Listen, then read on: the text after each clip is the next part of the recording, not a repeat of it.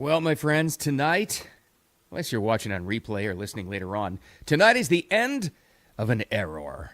The end of the beginning of the end of late night propaganda television. Yeah, it's the end of Stephen Colbert. I got to tell you, just putting this together, and who knows, I'm not going to watch tonight. In fact, I will tell you this. This is the first, I guess because mostly it launched in my adult careerhood, this is the first late night comedian I've never seen a live show of Colbert. Never, not once. I don't think I'm alone. But he still did well. Don't feel bad for him. He's walking away with, I don't know what his net worth was, but he was making $15 million a year. What do you hear how much Jon Stewart is making currently still? This is why I think it's significant, though. I think it's the beginning of the end of propaganda late night TV. I think. I don't know. You know, I'm not good on predictions. But I think something has changed, and it all comes down to this. We've already decided. I just don't think the propaganda late night TV, you know my feelings on it. You know I hate it because they destroyed late night for now. I hate that because this used to be our escape from all this stuff. Like Letterman and Carson, they used to take, even Jay Leno used to take shots at everybody. No, not these guys. But I think it's the end, and I think the American public has already decided. You get the feeling that everybody's already decided. So entertainment and the propaganda doesn't work anymore. I think, depending on what comes in next. Anyway, we'll have some clips about the worst of Colbert and take a little flashback about what that very same Johnny Carson said about late night TV and what it's supposed to do from an interview on 60 Minutes years ago. We'll go through it. All right. First of all, thanks for finding me with Wicked Radio and the live stream and the replay and all that good stuff. Appreciate you. Audio podcast, wherever you like to get those, and a lot of you have on Apple and iTunes and Spotify and iHeart and all that good stuff. Anyway, you can find it. Let's get right to it. The end, and it was a big, as I'm told, as I look at the clips here, big farewell week for Stephen Colbert. He's going away. It was last July, CBS, Paramount announced that he's going to be going away. It's a big deal in late night because we don't know exactly what's coming in next. We don't know what's going to work. But I got to tell you, putting together the clips of all of the worst of Colbert, and there's some bad stuff. When you see it all in a nutshell, wow. This doesn't even seem like anything resembling comedy. It was propaganda late night. And he's not the only one. We've talked ad nauseum about Jimmy Kimmel, but when you look at Stephen Colbert in a petri dish like this and just kind of examine all of it, man, that's a rough watch. But let's get to his last week of show. Now, last night in real time, that would be Wednesday night. In real time, as we live stream this thing, he had a big farewell, and he had a big special guest. And it was perfect, and it sums the entire thing up. Who do you bring on? Who's the musical superstar you bring up to talk about politics in your songs? Yeah, you're right. And we'll skip around on this, but if you're Stephen Colbert, you have to bring out Bruce Springsteen, the boss. Trump, your presidency, I love your presidency. Hold on, that's not him. Bruce Springsteen came out, and he did exactly what you would expect Bruce Springsteen to do. This, though, the clip that he actually played there, this was one of those of the worst of Stephen Colbert. Here it is. You ready? If you're only an audio listener, you're not going to get the complete picture of what this is. This was the infamous dancing needles, hypodermic needles, pushing everybody to get the vax.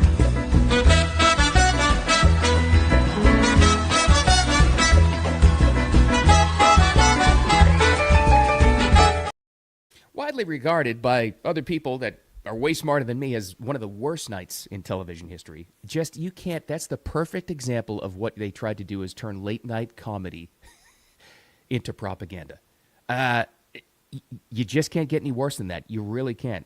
And then you look back and you realize that what we now know about the vaccine, whether or not you got it or not, I did too, I get it, whatever, and the very serious studies that are being done about the injuries. Does somebody like that who pushed that, who literally did a skit on his show pushing people to do that, to turn what used to be late night comedy into getting the vaccine, did they look back and they say, yeah, that might have been a mistake? No, not at all. No, there's none. But we'll go through and we'll bounce around some of the worst clips. I already, by mistake, played a little bit of this, the worst of Stephen Colbert. We'll take this in little bite pieces. Disgrace the nation. You attract more skinheads than free Rogaine. You have more people marching against you than cancer.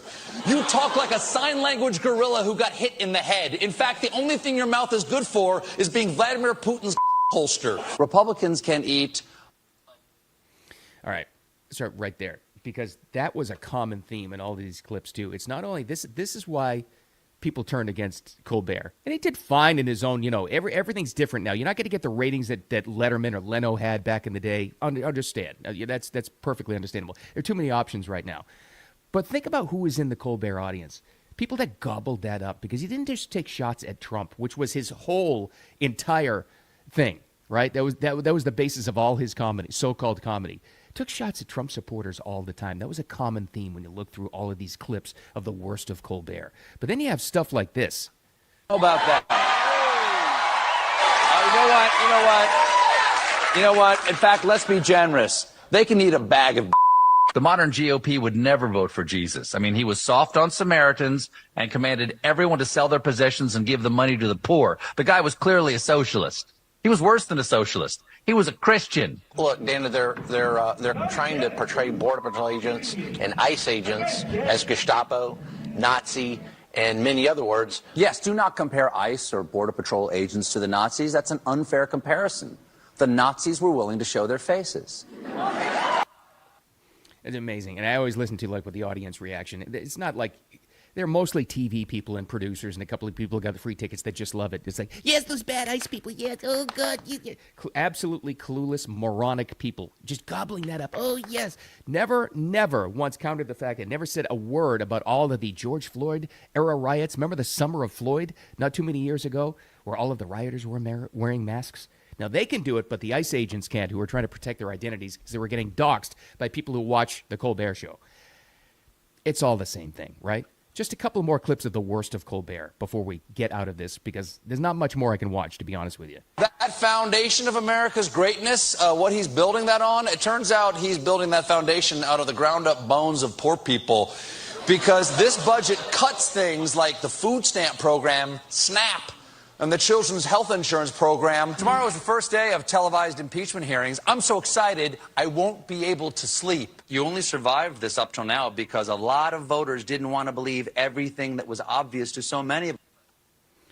Absolute pure propaganda. And I don't think, in my own personal opinion, somebody in broadcasting gets to that point to even have a late night program unless they're propped up by somebody more powerful than them, somebody more powerful than the networks. I mean, this came right from the political players on that side of things, if you know what I mean. That's how somebody like that gets to be where he is. Actually, all of them, when you take them all in comparison here. How did they do, though? Don't feel sorry for them, and very successful as far as broadcast goes. Now, he was making $15 million a year, reportedly, okay? So good for him. I'm a capitalist. I would never fault anybody for making as much money as they possibly can. But just for comparison's sake, listen to some of the other so-called late-night comedians and how much they were making.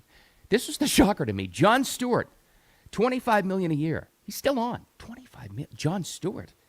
That's Comedy Central, right? I think. John Oliver. When he wraps it up, I will not be playing clips from John Oliver. I can't stomach it. I just can't stand the guy. But $30 million a year, that can't be right. Come on. Jimmy Fallon's making $16 million. Now, Jimmy Fallon, at least you have to say, is an incredibly talented performer.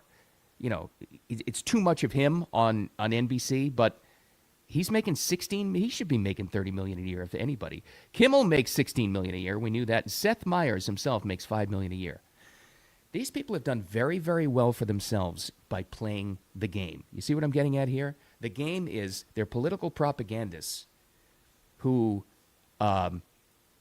were told to do certain things and told to do certain people, and they're more than willing to do it. And I don't think they're the only ones in entertainment that would be more than willing to play along with this game for the paycheck. I think most of people in entertainment and broadcasting would. In fact, I think a lot are doing that right now. I think secretly, and Hollywood actors say this all the time, boy, you'd be shocked at how many Trump supporters there are out here. I bet you it's the same exact thing in television.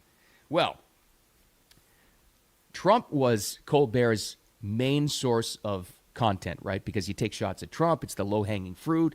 Your lefty audience, whatever's left in it, gobbles it right up. They love it. What was Trump's reaction? Some reporter asked him about Colbert going away just yesterday on the tarmac. What do you have to say? His last show tomorrow night. What's your message to him, the late night host Stephen Colbert? It's his last show after him being such a staunch critic of yours. What's your message?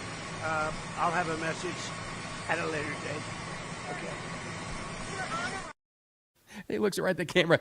Sorry, I'll have a message at the later date. To me, following Trump in the news as long as I have, you know what that means? He went right on that plane and he started writing out just a blistering Truth Social, pre-posted to be released tonight during Colbert's show. I could just imagine that. Loser late night, very low talent loser Stephen Colbert finally goes away. So this begs the question, where are we now? What happens now? What does this all mean? I've gotten this feeling for a long time just talking to people and following so many news stories for as long as I have. And I kind of felt this way during the last final months of the last presidential election. Don't you get the feeling that everybody's already decided, maybe not the younger generation because they're still putting their thoughts together, but everybody of Gen X and you're my age and working adult people who have real lives and are trying to get stuff done and make money and have families and live an American life, don't you think everybody's already decided? Like, how effective really do you think all the late night propagandists actually are? Like, does it really matter? Does that much of it really matter? I don't think it does. There's so much available content out there these days that it's pretty rare for anybody that's a young person to make his or her political opinions swayed by a late night so-called comedian. I don't think it works anymore. And I think the powers that be understand that. I think CBS and Paramount understand that. They weren't getting their bang for their buck. At some point, somebody has to look at that and go, okay, budget for next year. We're paying Colbert, what? How much? 15 a year? Are you serious? We're averaging just a little over $1 million a night. Now, in television terms, that's like nothing. That would be different in podcast world, but still. At some point, you got to realize the bang isn't worth the buck. And I think they're starting to realize that. But more importantly, what leads to all of that? I think America's had enough. I think the game is finally up. We've realized what you and I have realized years ago, that this isn't the late night that we signed up for. This isn't the late night that we grew up with. This isn't the late night that was an escape for everybody. At the end of a long workday, that was the entire point. And pick any late night comedian, go back, even pre-Carson. That's exactly what it was. And then all the guys that had shows after that, they took shots at everybody because it was current events. It was in the news. It was a daily monologue. But they weren't propagandists for any one particular party, even though they may have been part of that party, Republican or Democrat, doesn't matter. They did their absolute best to keep themselves out of it. Maybe, and I'm going to be hopeful here, maybe that's where we're returning once again, because I think they're finally realizing that it's just not effective anymore. Not past the COVID era, not past all the other crap, not where we are now, because people have this information that's available to them to find their own information sources. Not propagandists, pretending to be late-night comedians. To sum this up, I'm going to leave you with this. It's what Johnny Carson said about this in an interview with 60 Minutes. Mike Wallace, they're the very serious questions. He asked him exactly about that. Why don't you take political stances? This is the greatest Johnny Carson answer of all time, and this sums up the entire thing. It's a little long, but listen to what he says. He knew it back then. He knew exactly what he could have done, and he realized why he didn't do it that way, and here's his answer. The fact that people say he'll never take a serious controversy. Well, I have an answer to that. I said, now, tell me the last time that Jack Benny, Red Skelton, Benny comedian, used his show to do serious issues. That's not what I'm there for. Can't they see that? But you're not... Why do they think that just because you have a Tonight Show that you must deal in serious issues? That's a danger. It's a real danger. Once you start that, you start to get that self-important feeling that what you say has great import. And strangely enough, you could use that show as a forum. You could sway people, and I don't think you should as an entertainer. The legend said it right there. He was actually mostly before my time, too, but he understood it even way back then, the power of television and what he should and what he shouldn't do. He could heal people of all different persuasions at the end of a long day and kind of take people's minds off the insanity of the time. Remember, Johnny Carson was on throughout all of the Vietnam era and Watergate era and the riots in 1968 and all that stuff. Tried to keep people out of it. Can you imagine somebody like Colbert back in those times? It would have been horrific. But I think the good news is we're turning away from that. I think. One down and plenty of other late-night propagandists to go. Let's see. I don't know. Thanks for hanging out with me. I appreciate you. I got to get out of here. I got to catch a flight. So hopefully we're on live streaming tomorrow. I hope, fingers crossed, Depends on the hotel room in New York City, but regardless, thanks for finding this. Live stream Monday through Friday, 8 a.m. Eastern Time on X and YouTube and Facebook, and then the replay. But the audio podcast is where this thing lives mostly. Wherever you like to get those, you can find me, and I appreciate you for doing that so much. Make it is it Thursday already? Holy cow. And make it a wicked awesome one. I'll talk to you tomorrow.